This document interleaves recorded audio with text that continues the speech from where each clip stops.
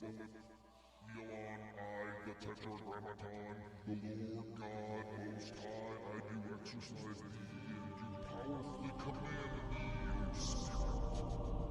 Elon, I, the Tetragrammaton, the Lord God Most High, I do exercise thee, and do powerfully command. In the dark shadows, in the white cold, fearlessly we search for knowledge new and old. We drink the strong spirits and read the ancient tomes. The order of the Abracast. We are the brave and the bold.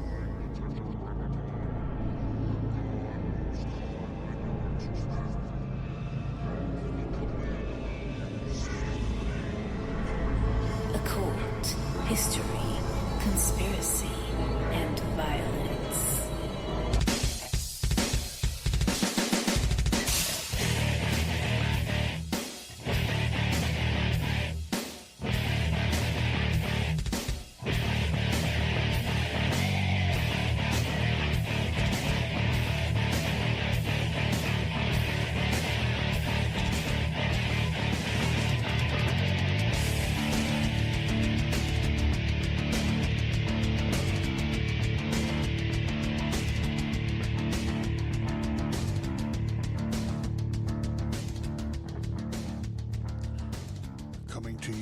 From the high-walled city of besieged Vienna.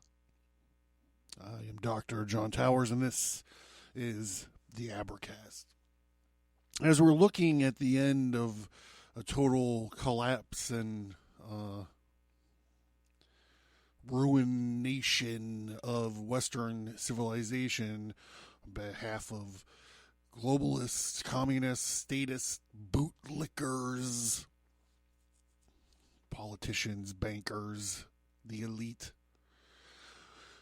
We're taking a moment here on the Abracast to appreciate some of the finer things in Western civilization, the birth of, the defense of, and ultimately the death of Western civilization. So this is one of the defense of Western civilizations. This is a story that is near and dear to my heart, as much as it can be, for someone who's never been to Vienna or never hung out with any Poles. This story took me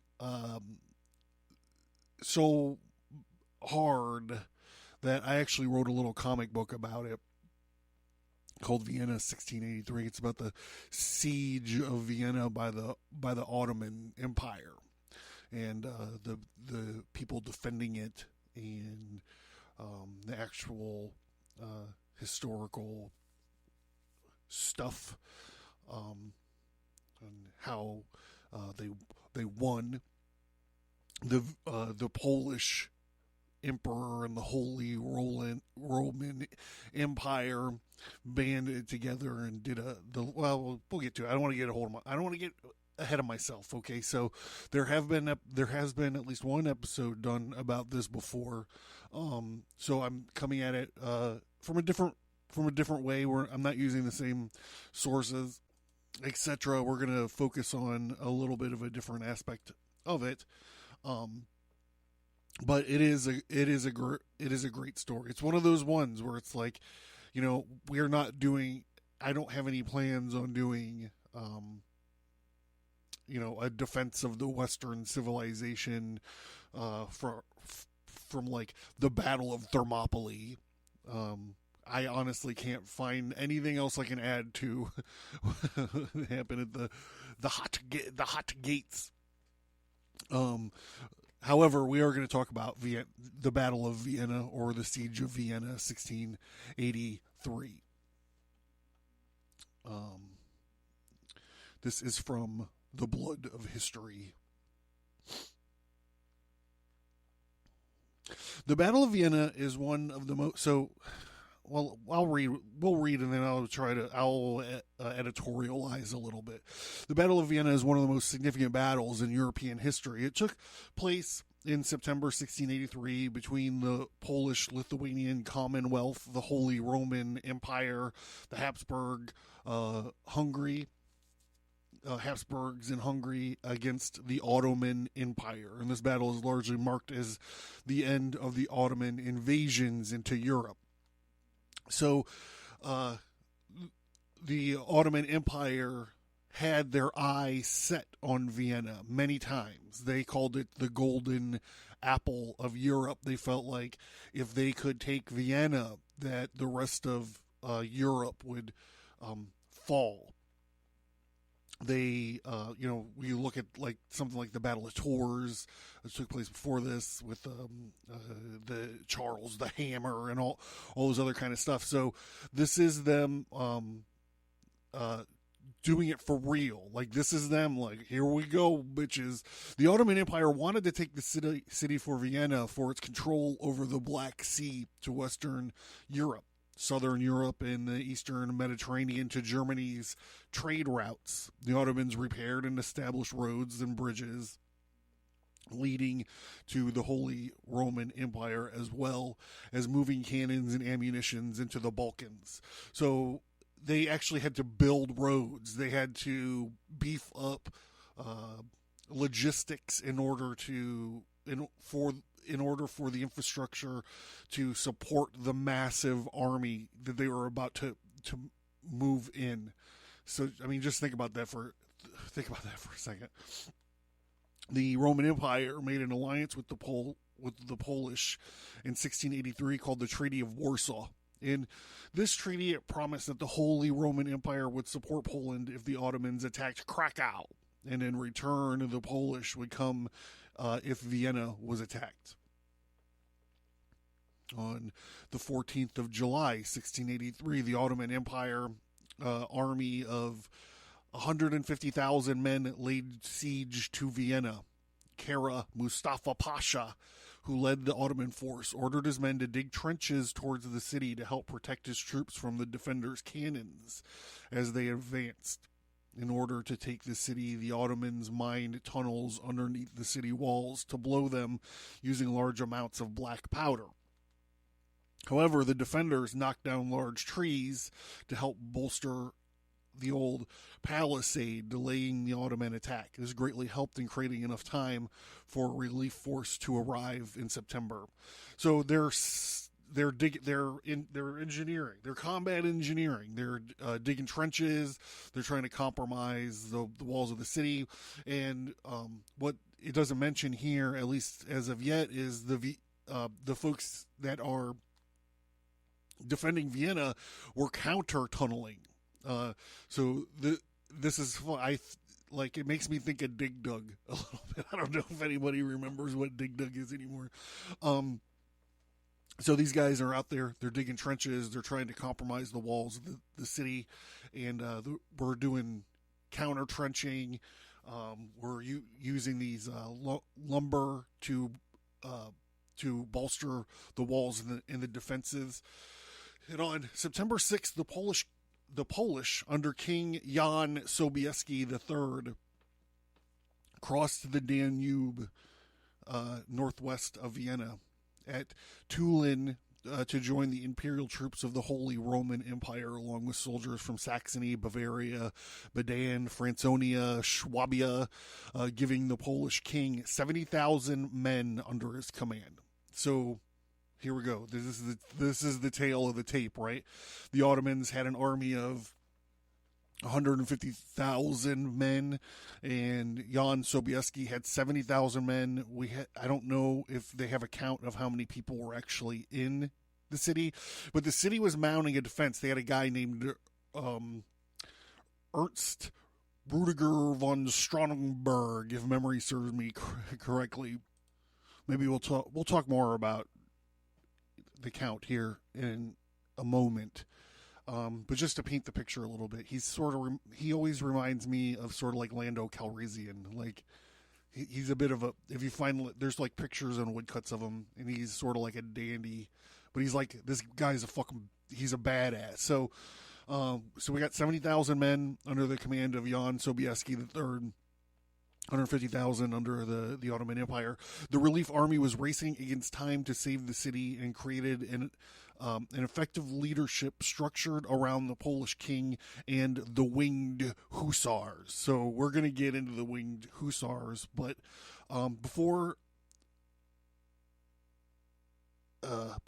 here, on September 12th, the Ottoman force attacked, trying to disrupt the Holy League's troops. And the German forces were the first to counterattack. The Imperial Army attacked on the left and the center after heavy fighting, managed to take several key positions from the Ottomans by noon. All right, so let's back up and talk about Ernst Rudger von Stromberg.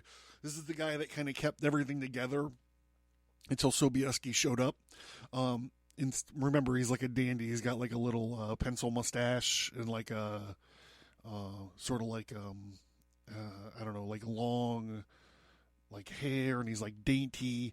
He's got like this silk sort of looking tie on, but over, he's got like this pretty cool plate armor on. Anyhow, in 1683, he was a military commander of the city of Vienna with fewer than 20,000 men, so 70,000 defending with Sobieski and 20,000 men to oppose. So 20,000 men defending the city. So they're outnumbered with both sorts of forces, exterior and interior. On July 15th, 68, Stromberg refused an offer by the Turkish commander Kara Mustafa Pasha to capitulate, counting on the speedy arrival of the Imperial Army sent by Habsburg Emperor Leopold I, who had fled his residence, and the strength of the city walls, which had been fortified after the first Ottoman siege of Vienna in 1529. Like I mentioned, they tried this multiple times. When, after 2 months, the relief of the army under the command of Polish King Jan Sobieski arrived in the first half of September, Vienna was on the brink of collapse. The walls were breached by Turkish sappers who had tunneled under the walls, packed the tunnels with gunpowder, and detonated the explosive charges. Finally, on 12 September, 80 Polish, Vietnamese, Venetian, Bavarian, and Saxon troops attacked the Turks and were able to defeat them in the battle on the Kahlenberg mountain near Vienna. So there's a school of thought here talking about September 11th, and that's where we did this episode. We did this episode in the 9/11 episodes. So if you checked out the omnibus 9/11 that was just published back in September, like the first, this story takes place in the first 1/3 of that episode. So here we go. The Ottoman force largely focused on taking Vienna. Still, however, their sappers prepared a large final detonation to breach the wall with a total of 10 mines set to explode. The defenders were able to locate and disarm these mines while the Ottoman force was occupied with release forces.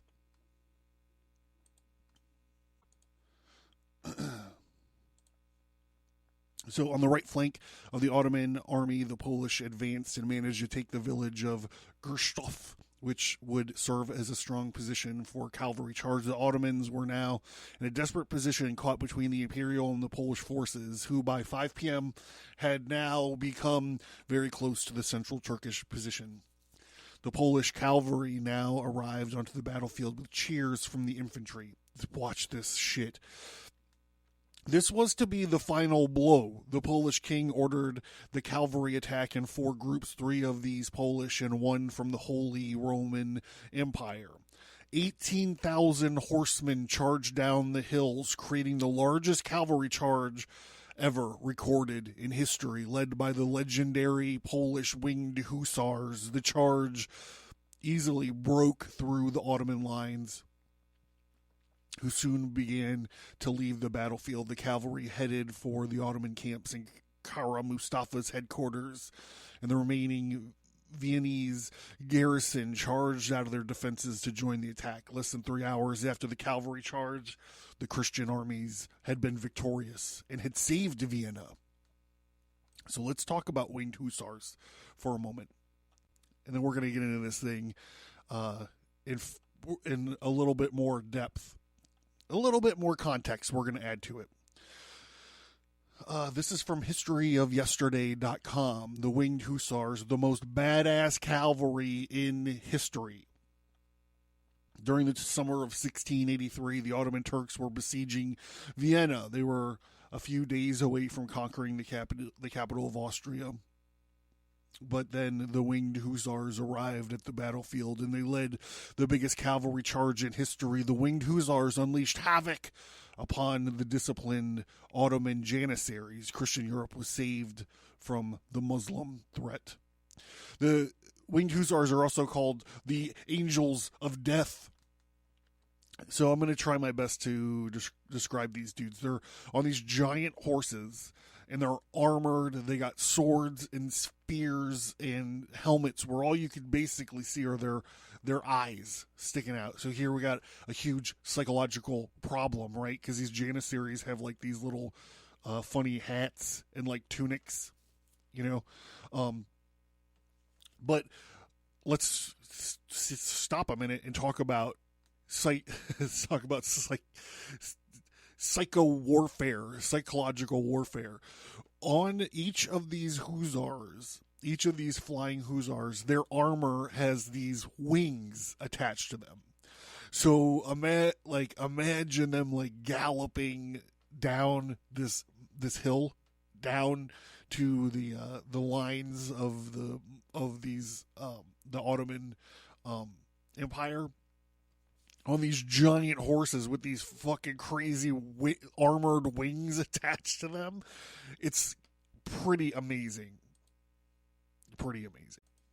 So I forgot to mention that I do have my vessel of the art, and within it is the sacred formula of mass distraction.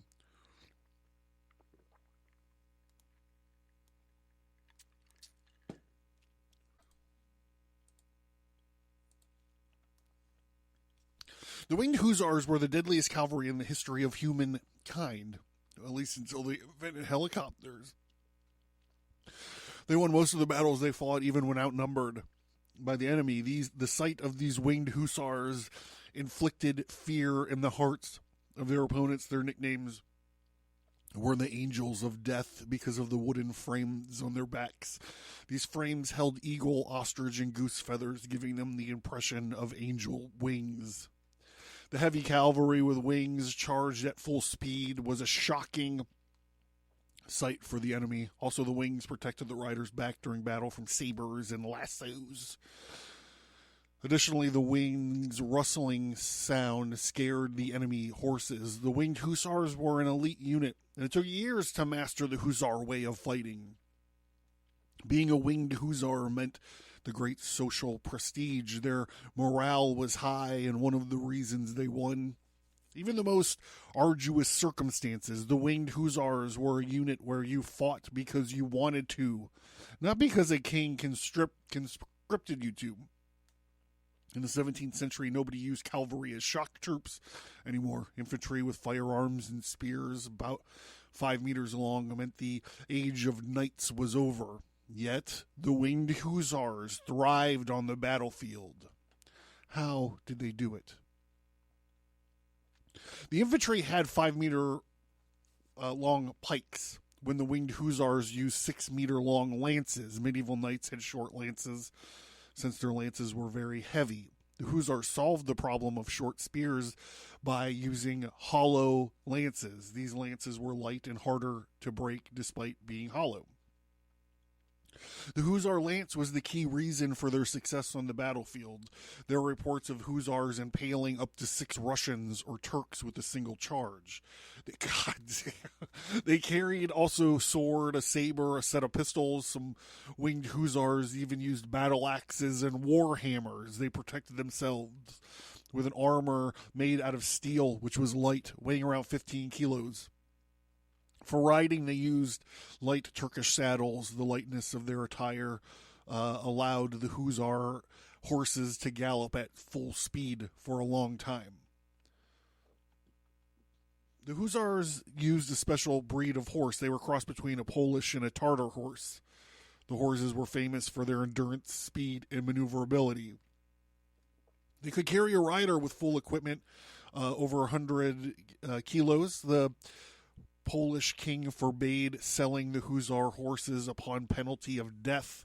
The winged Huzars would charge in a loose formation, and they would tighten their ranks seconds before impact with the enemy. Fast-moving cavalry was a difficult target for the musketeers. The firearm of the time were not precise. Additionally, the musketeer found it difficult to hit a rider in loose formation. The musketeers only had one excellent shot just before impact with the winged Huzars. Encountering a speed wall of impaling lances must have been a horrific experience, I would say. The only wealthy nobles could afford the Huzar equipment and horses. For example, the Hussar horse was worth more than an entire village. So let's talk about the brief history of the winged Huzars.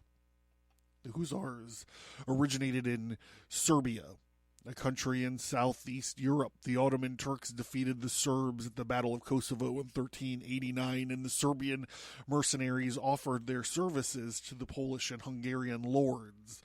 This gave them the opportunity to continue killing the Ottomans.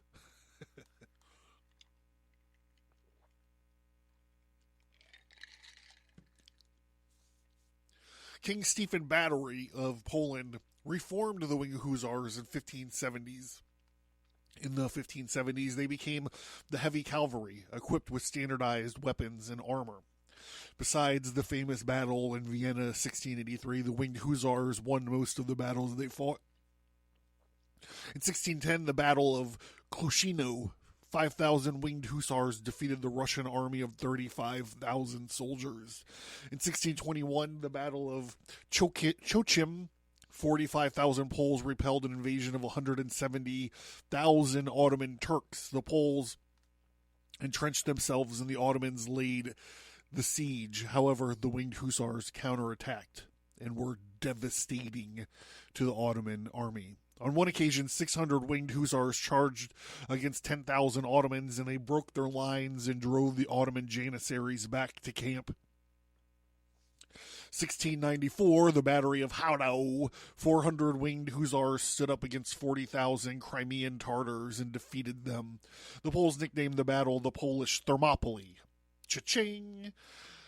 The end of the Huzars' glory came a few years after their greatest victory at the Battle of Vienna. In 1702, the Battle of Klitzau, the Swedish army destroyed these winged Huzars. The Huzars' opponents began using so-called Frisian Horses. These were spiked obstacles that stopped a cavalry charge. Also, firearms improved and caused more damage to horsemen. So, here we go. This is technological advance forcing change on the battlefield. This is mobility, counter mobility. The horses are mobile. These obstacles are counter mobility. This is same thing as a minefield or barbed wire fences or concertina wire. From then on, winged Huzars took part only in ceremonies. They even got a new nickname, the funeral soldier. The Polish parliament abolished them in 1776. Here's to you, the winged Hussar.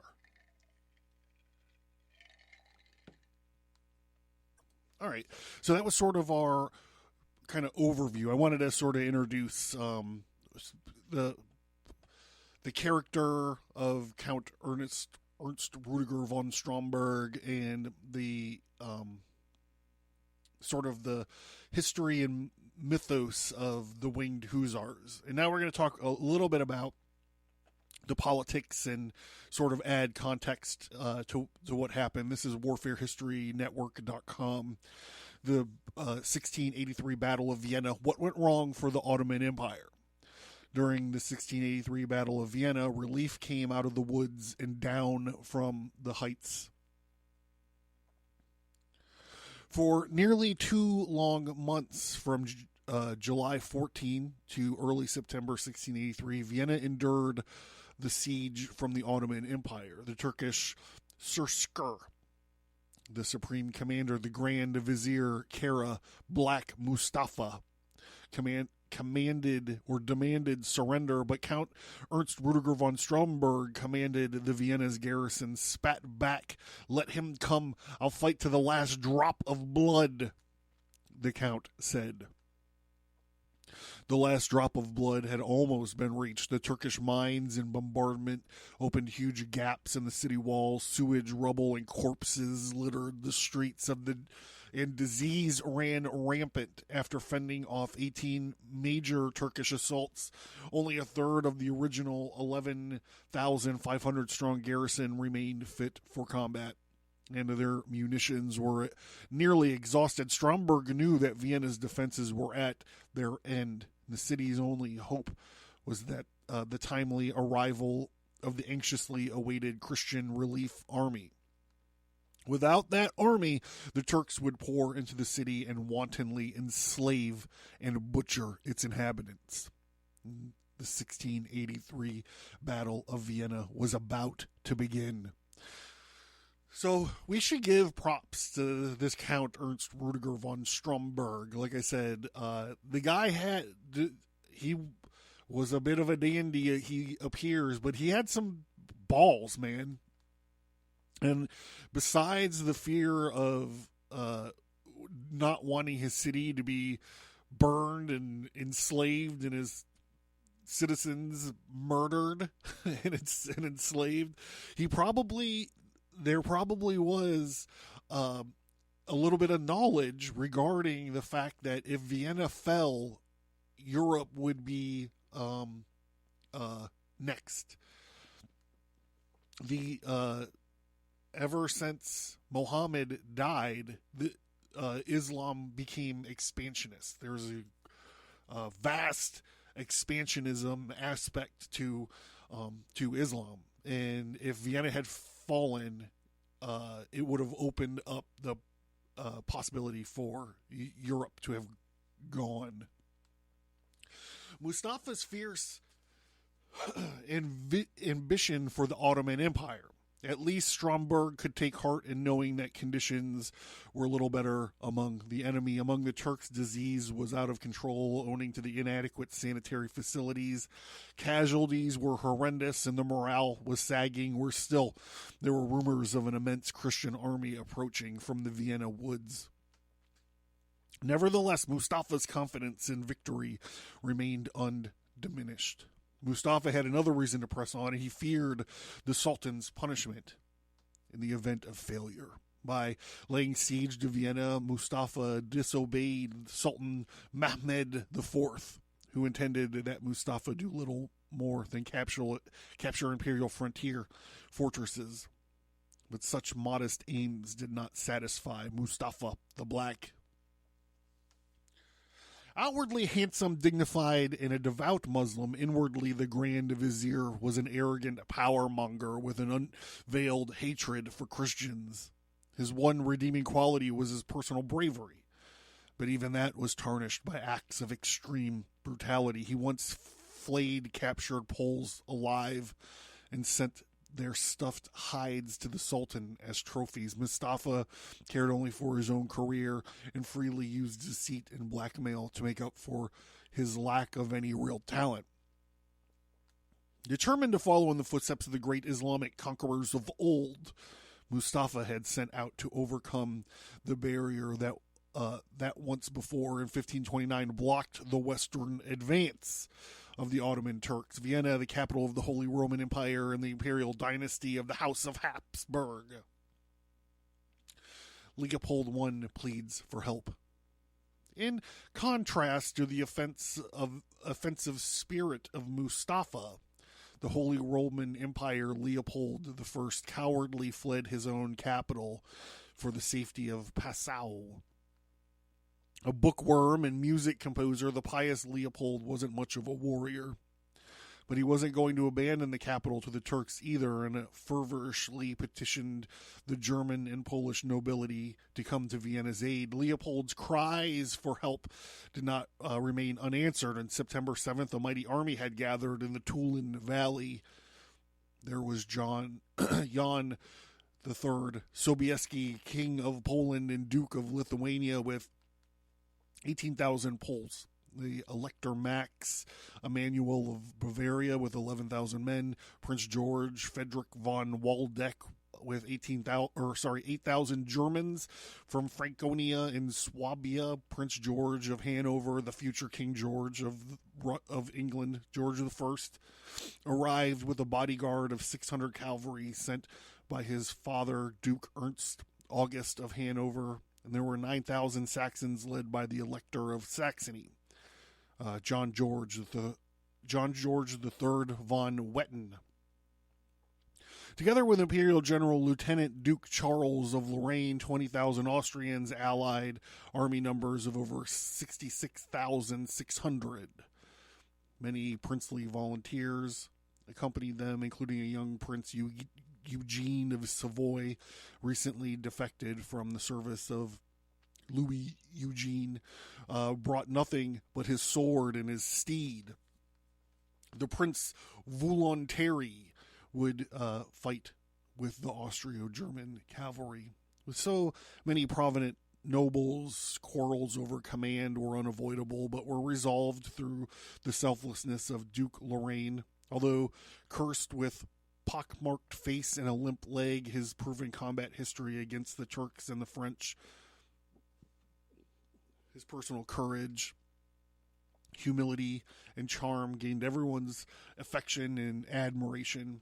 On Lorraine's recommendation, Supreme Commander was given to Sobieski of Poland. Sobieski, who refused to serve under anyone, held the highest rank and had demonstrated his valor and skill by defeating the Turks in Chosium in 1673. Albert passed his prime and so fat as to be unable to mount his horse without assistance. Sobieski nevertheless retained a sharp mind and decked out the luxurious garb and armor. He looked the part of a charismatic commander-in-chief. Lorraine's plan to squeeze the Turks. Sobieski would lead the Poles while Lorraine nominally commanded the Austro-German forces. Beyond this, each commander led his own men while adhering to Lorraine's tactical plan. The idea was to march the army from Tulin through the Vienna woods to the Kahlenberg Heights. From the height, a broad, sweeping descent would squeeze the Turks against the city, the Danube arm, and the Vienna River. The approach denied the Turks the natural defense of the aforementioned rivers, and because the Allies would emerge from out of the wilderness, they hoped to catch their enemies unprepared. Also, just to remind everybody, high ground. They had the high ground. It seems like they were just given the high ground. By the 10th, the main army reached the Weldig Valley on the northwest side of the Kahlenberg. Colonel Donat Hissler's vanguard of 600 dragoons had already reached the Kahlenberg Heights 3 days prior to light fires and alert Vienna of its impending relief. During the morning of the 11th, Lorraine sent reinforcements to Hissler, who led his dragoon musketeers and a band of Italian volunteers against the Turkish outposts at the chapel of St. Leopold and the ruined Camuldizian monastery. After routing the Turks from the Christian holy places, Hissler launched signal flares into the night sky, and the defenders on Vienna's battered walls. Hissler fired his flares were like a sign from God that their prayers had finally been answered. At 11 o'clock in the morning on the 11th, Austro-German contingent moved into position on the heights between Leopoldsburg and Harmenskogels. Lorraine and John George, with Imperials and the Saxons on the left, and the Waldeck and Max Emanuel and the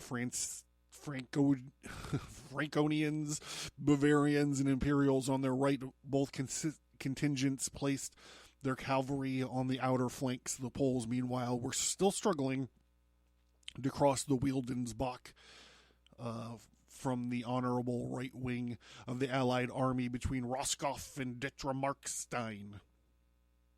Later in the day, the princes and the generals met on the bridge to behold the panorama of the siege. Below them, the Turkish siege works encamped around the city, wedged beneath the Vienna River, the south and the Danube armed to the north. A dim haze of smoke rose from constant artillery barrage, exploding mines, and campfires. More worrisome was the rugged terrain of the precipices, ravines, and the woodlands that led down from the hills to the plain below.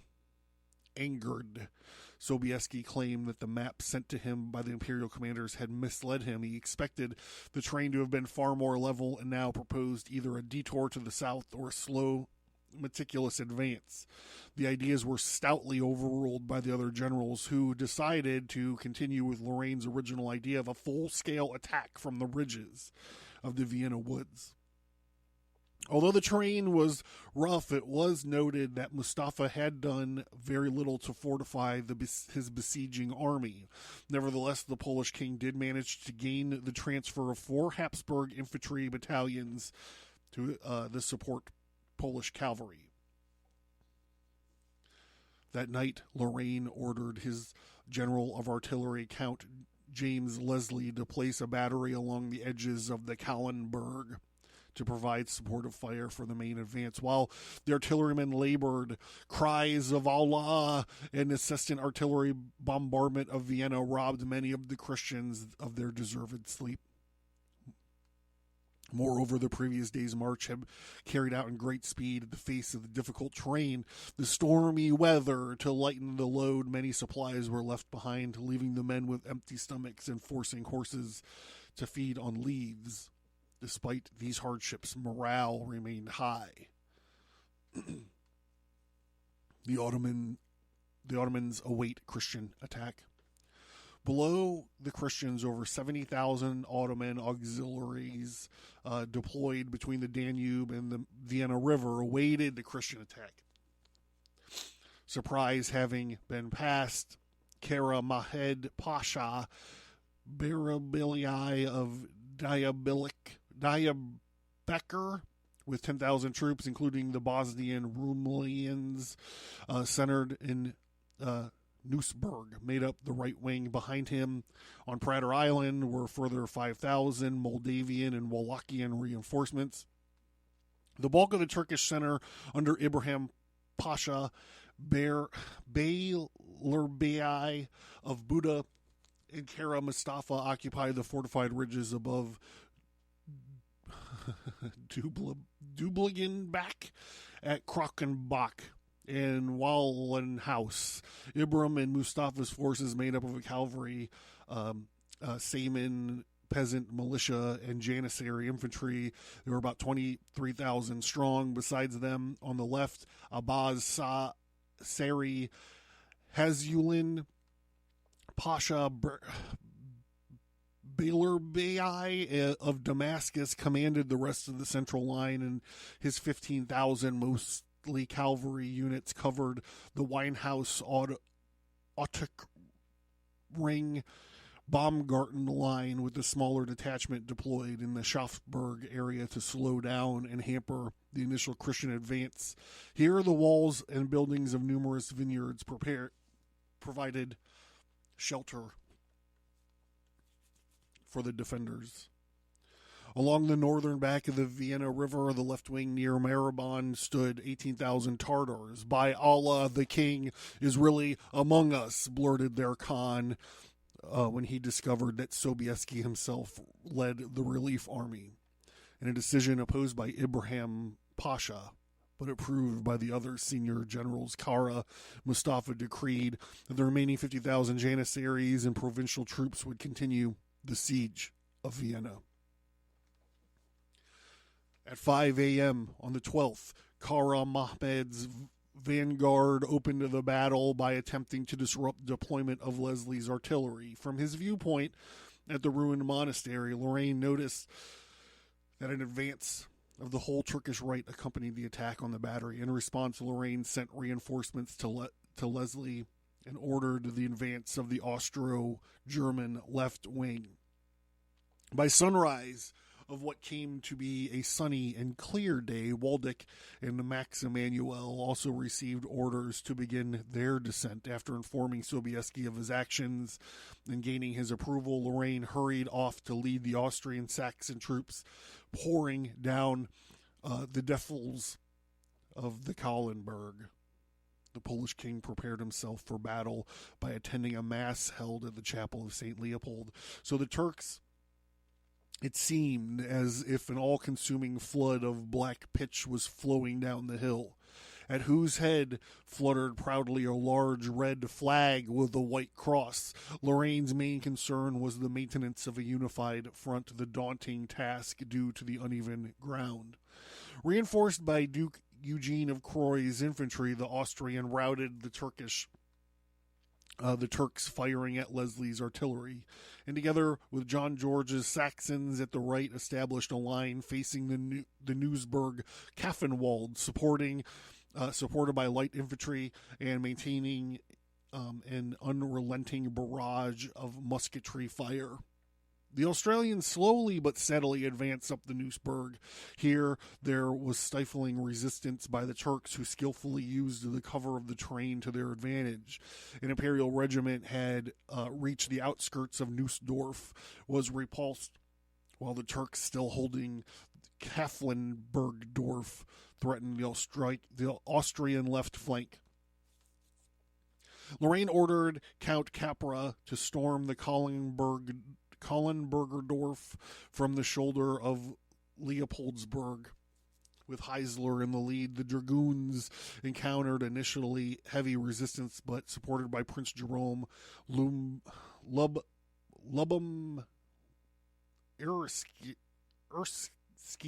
Lubinerski, heavy cavalry seized Kahlenbergsdorf and advanced beyond it, but Mahmed's men, now reinforced by seamen, rallied and threw the Christians back to the village. On the outskirts, the Turks fell upon the wounded, beheading the dead and dying.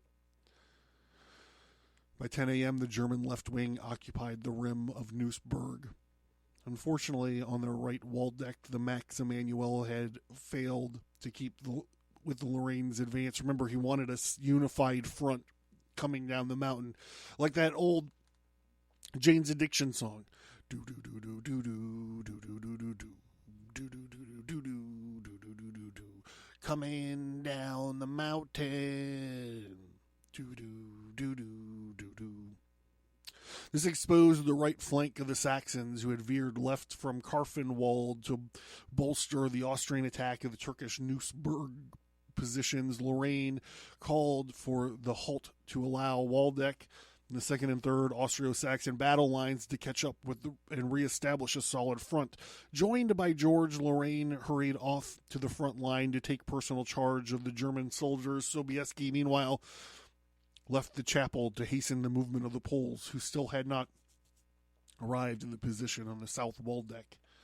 Recognizing the loss of Newsburg to be a serious threat to their right flank, the Grand Vizier and Ibrahim Pasha mounted various counterattacks, but were pushed back to the flatter terrain around Grinzig. A second assault proved more successful, so that Imperial infantry began to waver, but was saved by the arrival of the dragoons and the elite armored Cuirassiers heavy cavalry. John George and his bodyguard cavalry took part in the action. Wounded in the cheek by an arrow, the Saxon elector cut down a Syrian lancer pursuing their advantage. The Saxons advanced down Muckental, the direction of the Hilgenstadt, while Austrians moved towards Newsdorf.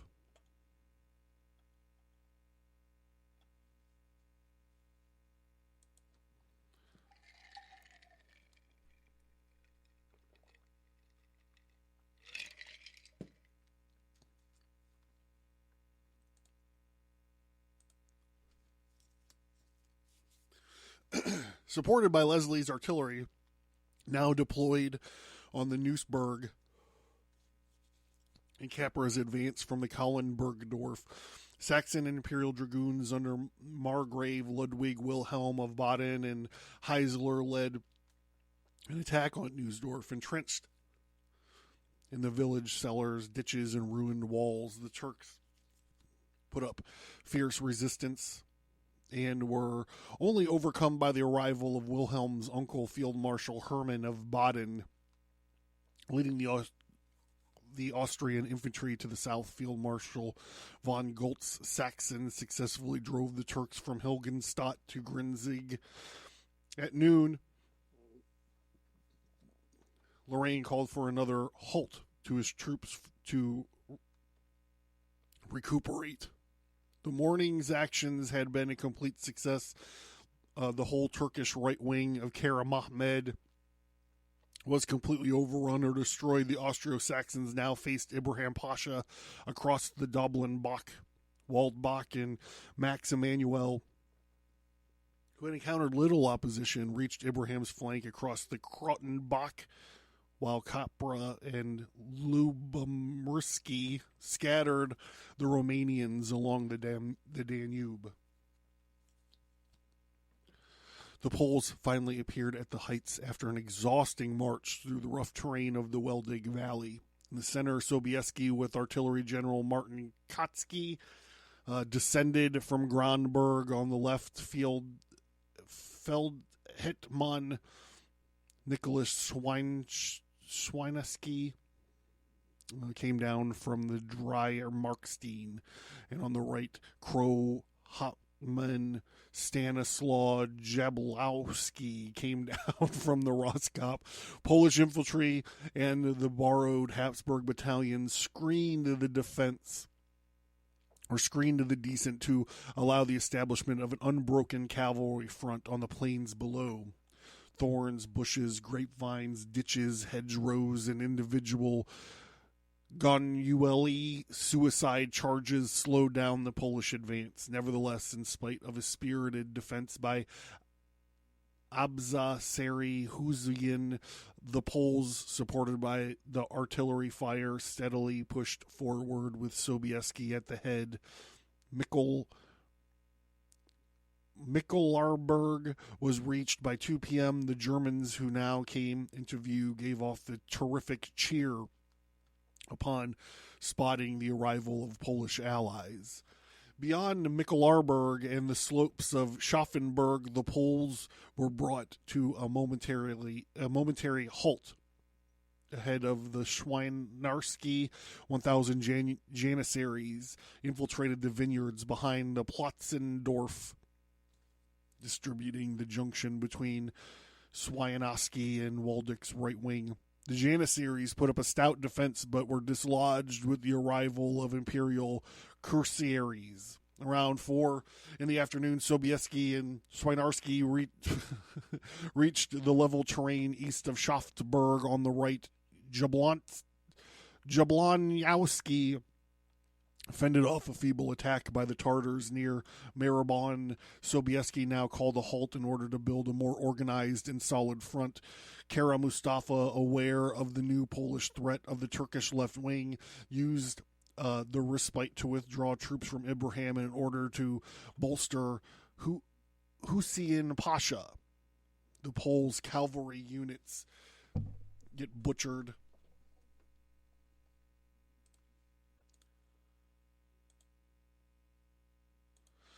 The attack opened with a terrific barrage of musketry fire from the Christian squares, demoralizing and thinning the Turkish defense. Around 5 p.m., the Franconians and Bavarians launched an assault on Turkenstans,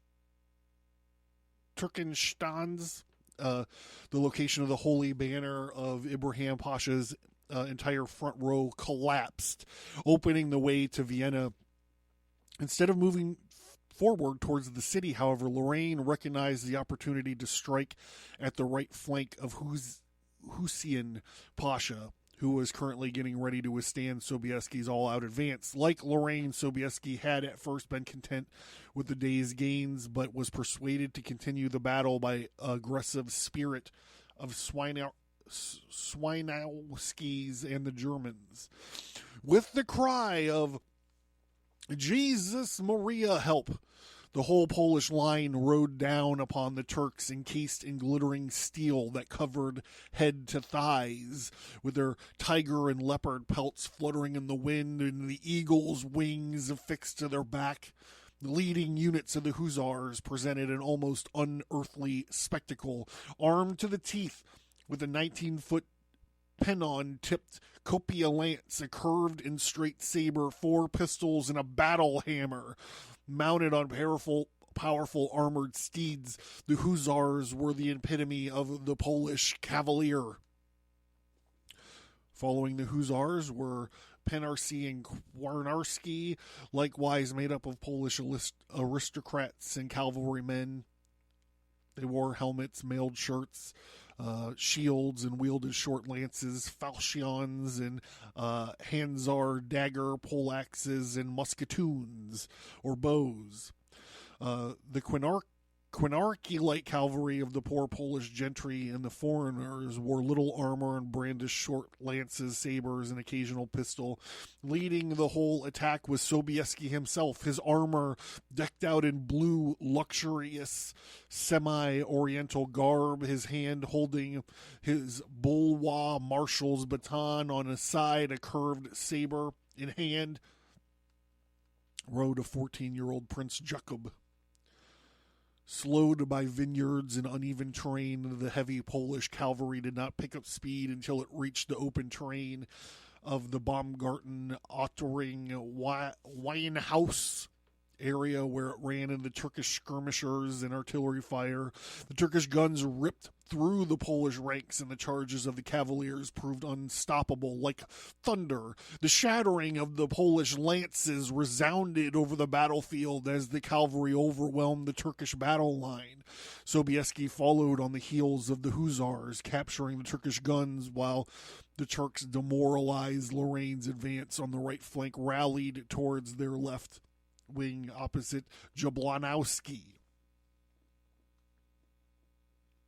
Lorraine's forces, meanwhile, established contact with Stromberg, who sallied out of the Schottentor to join the battle. Ludwig Wilhelm of Baden and his dragoons were given the honor of relieving the city after marching up to the gate to the joyful tune of kettle drums and trumpets. The dragoons joined the defenders in clearing out the few remaining Turks around 10 p.m. after a further 600 Muslims were cut down and battle came to an end.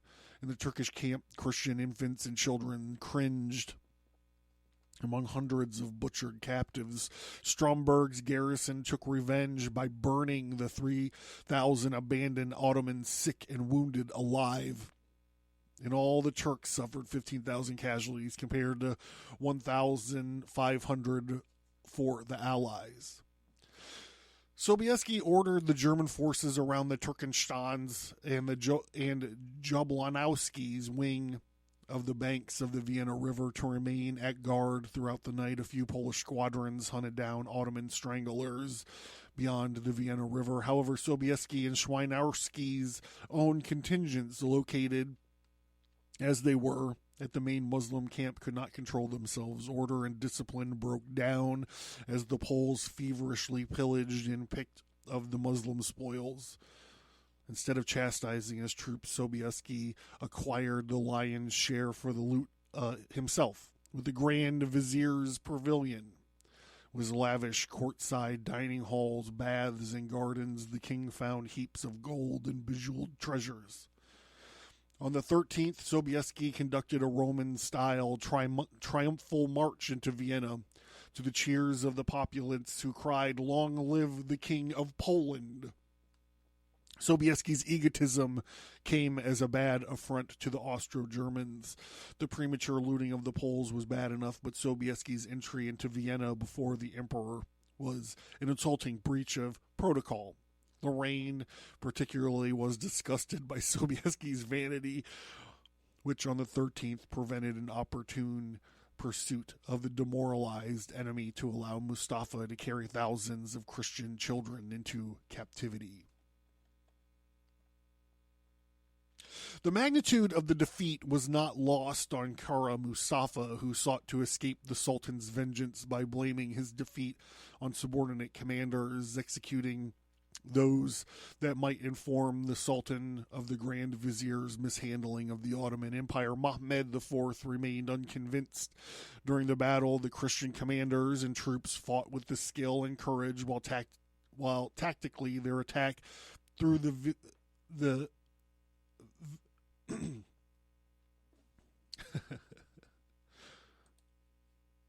Vienna woods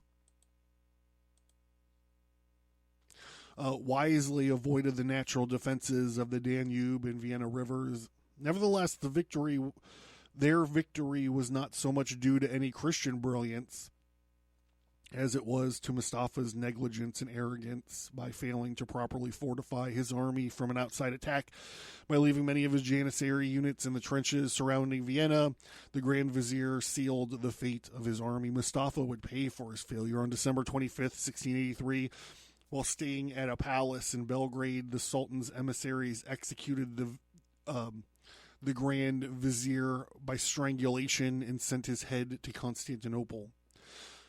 One of the stories you hear about this episode is that he was strangled with a single thread of silk until it cut through his head, until that single strand thing of silk is what decapitated him. The Sultan's anger was not unfounded. A Turkish victory would not have meant the end of free Christendom, because France would have presented the bulwark to further Ottoman expansion. However, Austria was saved, and more importantly, the initiative passed to the Holy Roman Empire. After hundreds of years of warfare, the Christians had turned the tide against the sword of Islam. Under Max Emanuel, Ludwig, Wilhelm, Turkin, Louis, and Baden, above all Lorraine, and Prince Eugene of Savoy, the Holy Roman Empire would slowly but surely roll back to the Ottoman hold in Eastern Europe. So another thing that's said about this episode, this whole battle, was that this is what eventually broke the Ottoman Empire. They limped on for a couple more hundred years or whatever, but this was like the end. This marked the end here. They had to roll back. Their expansion was officially stopped.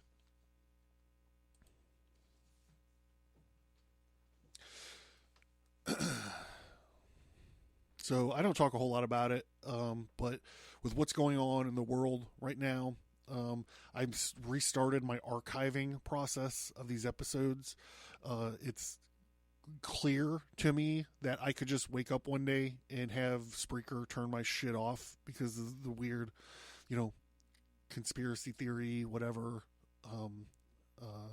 not politically correct stuff that we talk about often. So I'm restarting my archiving process. I'm all the way, everything that's live is from like April 2018 on. But that's going to be dwindling, and my archive gets transferred to Subscribestar, which is a free speech side based in Europe somewhere. They promise never to remove episodes or content, whatever. So if you go to Abracast.com, support the show, or if you go to the featured topic link, and you'll see in each topic, pretty much eventually it'll be each topic, there'll be like bolded red lines that go to a different link, and that will take you to Subscribestar to support. The least amount is like $1. You get access to everything. So if you are trying to track down an old episode and it's not there, it's because I'm trying to protect the years of content that I've created. I don't want them just to ever disappear. And who would want hundreds and hundreds of these episodes just go away? If you want access to them as they're going, please just hit the show. Like I said, it's $1. You get everything that's archived. yeah, so that's it. That's kind of just where I am in the world right now. I believe that's where we are in the world right now. The New York Times has said, like, hey, we need to get control of these fucking podcasters, and that shit is scary. And I'm not saying that anyone's gunning for Dr. John Towers and his little podcast, the Abracast, but it's not out of the realm of possibility, bro. And it's time consuming to archive these shows for various different reasons. It's just a pain in the fucking ass. But it is stuff that I'm working on. So if I point you to a show in the feature topic link, and it's bolded and it's called the Red Archive, if it's a Red Archive episode, it just means it's come up against its calendar date, and we moved it over to the archive. So we'll be working on that here through, as long as we can, try to get it current before the shit goes down. Yeah, and that's it. I'll let Hilla tell you the rest of it. Thank you guys for joining this bonus episode. I'm sorry I massacred some of these pronunciations and stuff. It's just, it's hard to do, especially when you got a head start into the Jinn Jihad. I'm Dr. John Towers. I'll catch you on the flip side.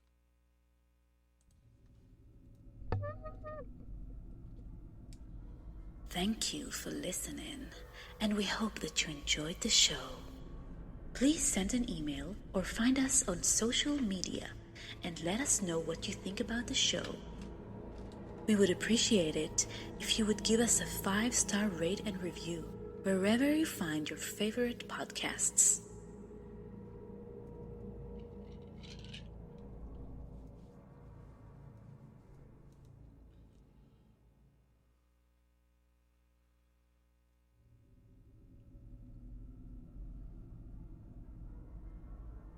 You can find Stigmata Studios, graphic novels, and comic books. Take control of your destiny. Understand your past. Put your present in context and know your future with a twist. Check out the Abracast Tarot Card Deck. Your body is your temple. So let's make sure you got a badass t-shirt on it. Variety of cool occult themed t-shirts. And other merch like stickers, wall art, mugs, and more. Welcome to the Red Archive. Get access to over 50 hours of archived episodes. More bonus audio. Additional exclusive content. All this for only $1 a month.